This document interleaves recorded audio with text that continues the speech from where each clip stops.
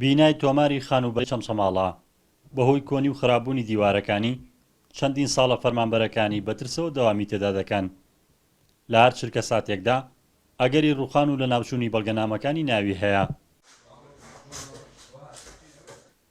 جگە لەم فەرمانگەیە چەندین فەرمانگەی حکومی یان لە شوێنی نەشیاودان یاخود کرێچی هاوڵاتیان و ماگانە دەیان ملۆدینە دەدەنە کرێ لە کاتێکدا لە سنوورەکە دەیان بینای حکومی لەلایەن حیزبەکانەوە دەستیان بەسەردا گیراوە. نۆتێکۆ بۆ ئێستا 28 ساڵاتینە 29 ساڵەوە ئەم بینایانە وەکو خزمەتێکی شخصی حیزبی بەکاردێنرێت جگە لە خزمەتی هاوڵاتی. چەندین فەرمانگەمان هەیە لە بینای کرێ نشینان معقول نیە حکوومەت کرێکی هاوڵاتی بێ لە کاتێکا بیناکەی خۆی بەدەستی حیزبەوە بێ. لە سنوورەکە سەرجەم پارت و لایەنە سیاسەت دیارەکان چەندین بارەگا و ناوەندی ڕێکخراوەیی یان لە نێو گەڕەکاندانا و یەکێتی و پارتیش بە تۆمەتباری سەرەکی دادەنرێن لە داگیرکردنی مڵکی گشتی بۆ بارەگای حیزبیان.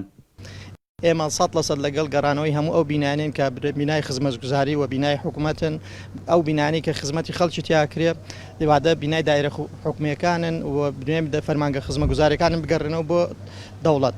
بەڵام ئێمە لەم سنوورە هیچ بینایکی وامان لا نییە وەکێکی نیشتیمانی کوردستان و ئەگەر بینایکی واش ئێوەش لە شوێنێک ئەزانن ئێمە ئامادەین بیگەڕێنەوە بۆ حکوومەت.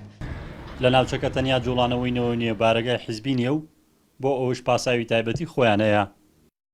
جوڵانەوەی ئێمە لە حیزبەکان تری جیاوازی نەک بچین هەر کۆڵانە داگیرکەین و لە هەموو شار و شارۆچکەکانە بەڕاستی بوونەتە بەهۆی بێزارکردنی خەڵک. ئێمە کاری سیاسی خۆشمانەکەین و کۆبوونەوەی شەکەین و بەڵام لە بارەگایە پێویستیمان بارەکانی ئێمە.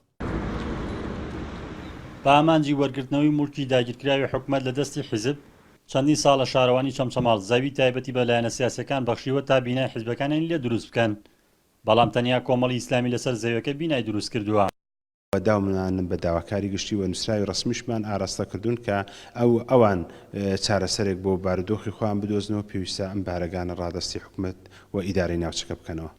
دوو لایەنی سەرەکی کە بەڕێزان مەڵبەندی یەکێتی نیشتیمانی کوردستان و لقی پارتی دیموکراتی کوردستان ئەو دوو بینا هەردوو بینای حکوومەتن لەگەڵ دارزیافەی قایمەتی قەزای چەمچەماڵ کە ئێستا لە لای لایەنی سیاسین.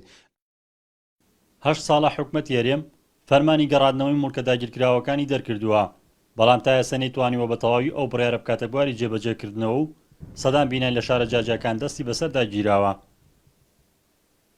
ڕزگار جەبار NRT چەمچەماڵ.